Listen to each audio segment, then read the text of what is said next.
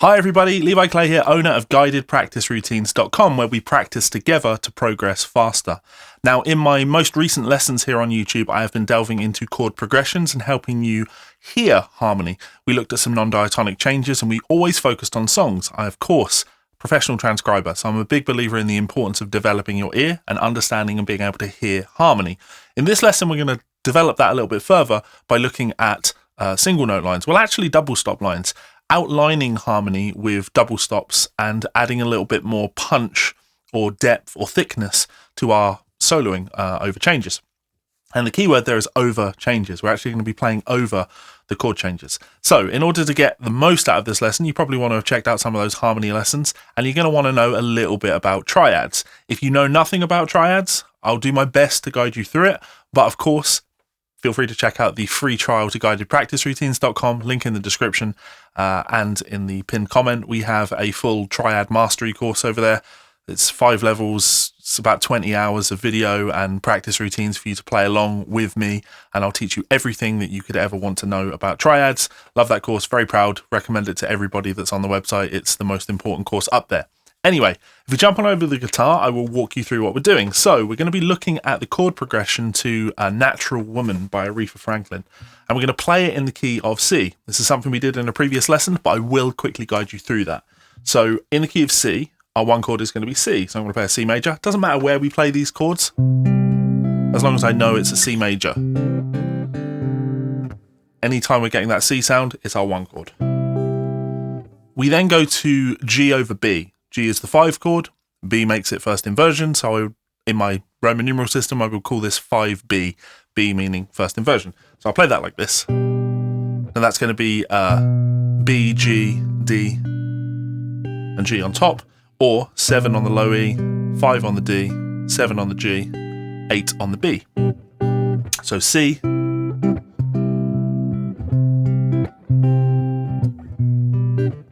G over B. We then go to a B flat chord, then to an F chord. Now the B flat, what's that got to do with the key of C? Well, in the key of C, B flat is the flat 7. It's not in the key, but it's very common. We use this chord all of the time in chord progressions, especially when we want to add a little bit of blues to a chord progression. So a flat 7 chord.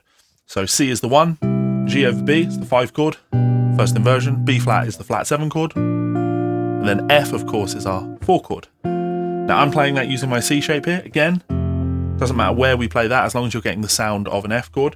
C shape is great though. Big part of my triad mastery course. You absolutely want to know that voicing. 8, 7, 5, 6. We use this all the time. So if I play that chord progression back to back, C,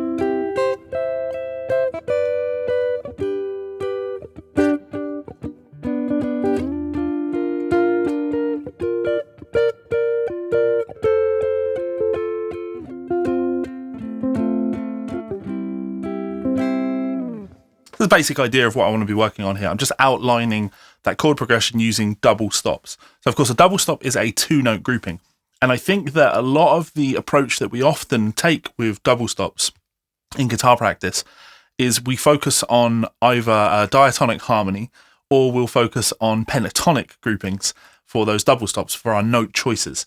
And those make a lot of sense. You know, if I'm playing in the key of C, to take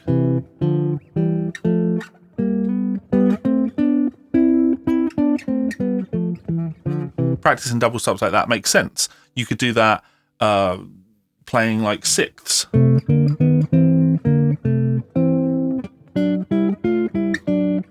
We do things like that often. And in theory, yeah, technically double stops. We'll do that with pentatonic sounds.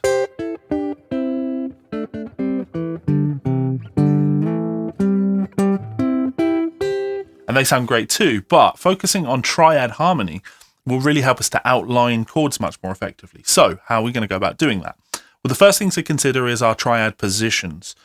And I teach these in level 2 of the Triad Mastery course on the website in a lot of details, lots of practice routines for those. But in essence, we want to be able to take any of our bar forms. So in this case, if I'm in C major and I take my E shape, I can break that down into closed voiced triads, 3-note groupings. And that's the one that people always struggle with, getting to the bottom. They always want to play the bar chord. The bar chord's no good. So what we're in essence doing here is we're taking the top 3 notes of the chord. It's a C major triad. Technically it's in first inversion. The third is the bottom note of the chord. I don't think of these as being inversions. To me, an inversion is a note in the bass.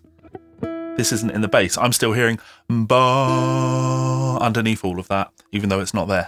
So these are just triad groupings rather than strict inversions.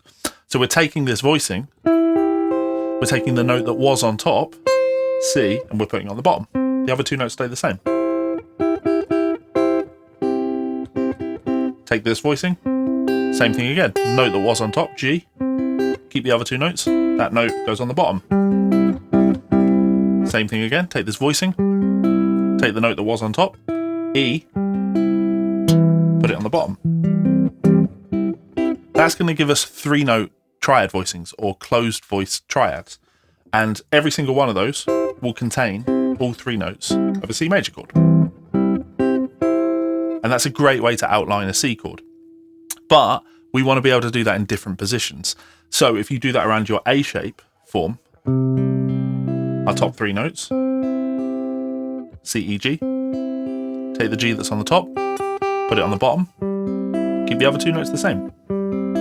Triad voicing, take the E that's on the top, put it on the bottom. And again, you're going to want to break out of playing this power chord, playing a triad. Same thing again. Take the C that's on the top, put it on the bottom. So my triad forms would look like this.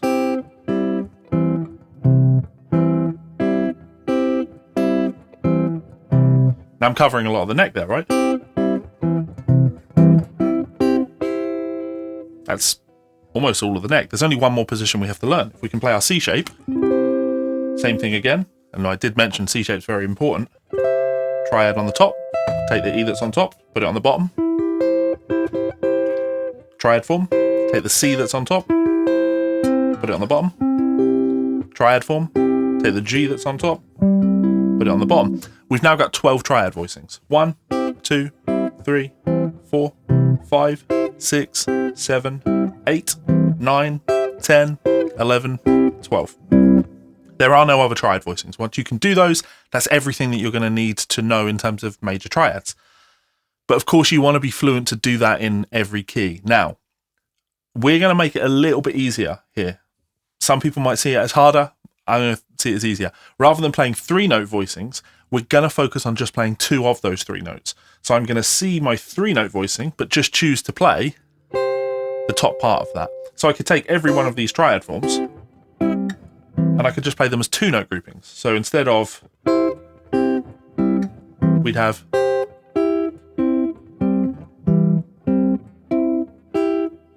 now what we're doing there is we're harmonizing the sound of our C major. Every note we play is in the chord. So you have a beautiful, pleasing melodic sound. So I guess I'm thinking I'm playing E, I'm harmonizing with a G. I'm playing G, I'm harmonizing with a C. Playing C, harmonizing with an E. This can take a lot of time to get the basic positions down.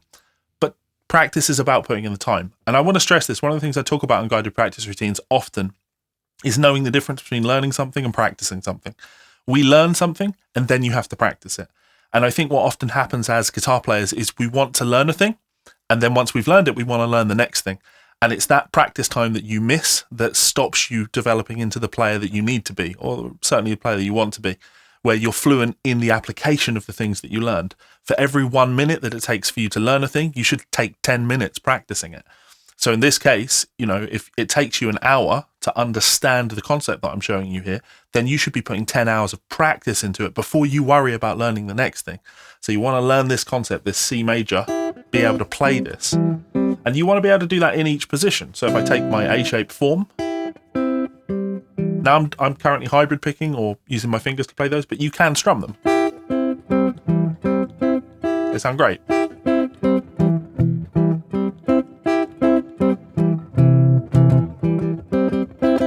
If you want to be a little bit more musical, you could add chromatic approach notes to all of them.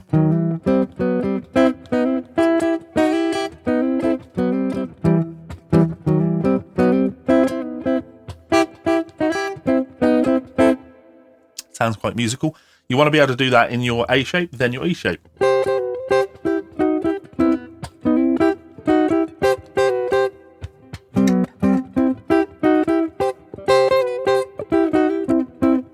And we want to be able to do that in our C shape.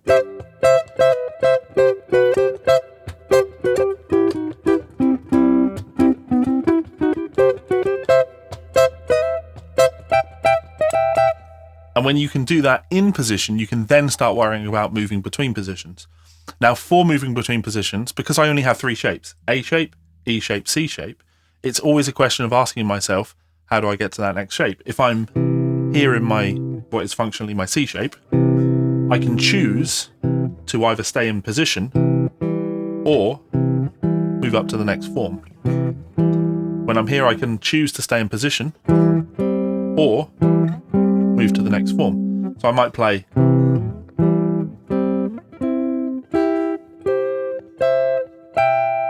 so I started in my low shape C major C shape, root and third, then moved up A shape, stayed in position, changed position to E shape, stayed in position, changed position to C shape, stayed in position, changed shape. That's a great way to practice.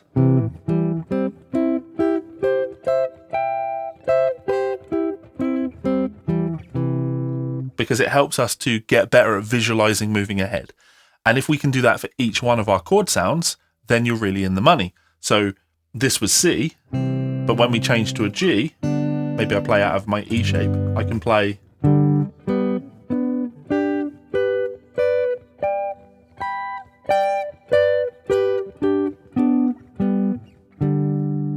I'm just playing double stops from G there, and all I'm doing is I'm seeing my chord form. Then I'm moving up, C shape, moving up to A shape, moving up, E shape, and then jumping all the way up to that C shape higher up on the neck. I have the fluency to do that in G.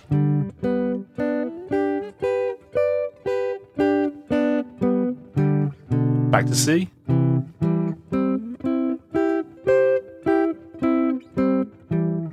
To G. To C, to G. That's just 2 chord changes. And I'm deliberately playing sort of in time, and I'm not being musical, and I'm not using chromatic approach tones.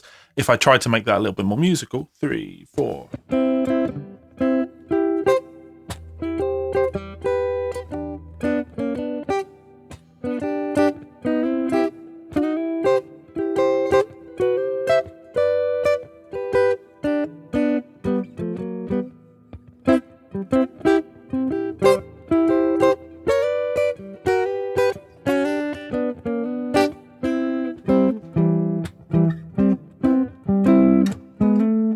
G.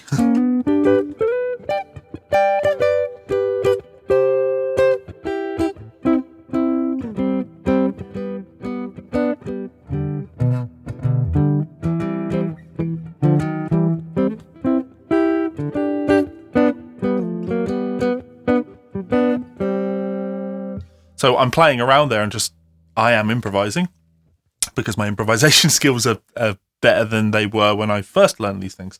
But you can do this by learning licks, phrases, ideas, simple motifs, and moving those around. So that's C going to G. Then we have to be able to do B flat. Cool. Here's a B flat. So I have B flat. And I can just move those forms. B flat goes to F. I'm just playing two notes, right? Double stops. But every time I move from one chord to the next, the notes that I'm playing are always in the chord. So the notes are always pleasing. There's no guessing involved. And I find that when you think more scalar,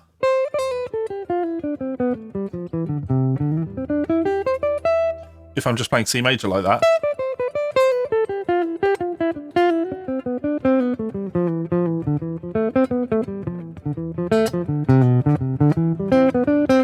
I think that it's very easy to lose track of harmony. It's very easy to be doing a lot of guesswork as to which notes are the good notes to land on in the chord, whereas when we focus on the chord that we're going to, things feel infinitely easier. So the first exercise that we'd want to do to practice this would be, can I stay in position? If C is here, where's G? If G is here, B flat's here, F's here. Could I just play out of those? C, G, B flat, F. Maybe I go C here. B flat, F, C, G, B flat.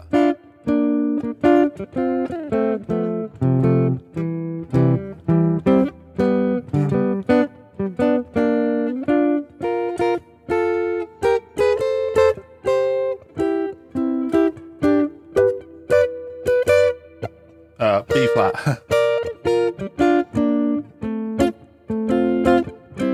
So I'm playing these melodic ideas there where I'm outlining chords, and again, I have the fluency to move around the neck, so it feels easy for me.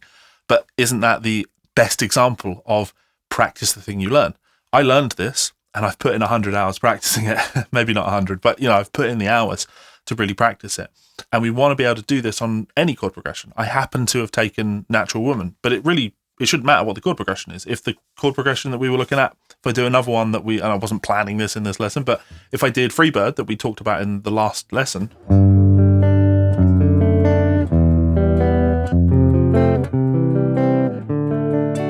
could I play those chords? G, D, E minor, F, C, D. And then I guess if I actually follow the harmonic pace, if I leave here tomorrow, F, would you still remember me? G.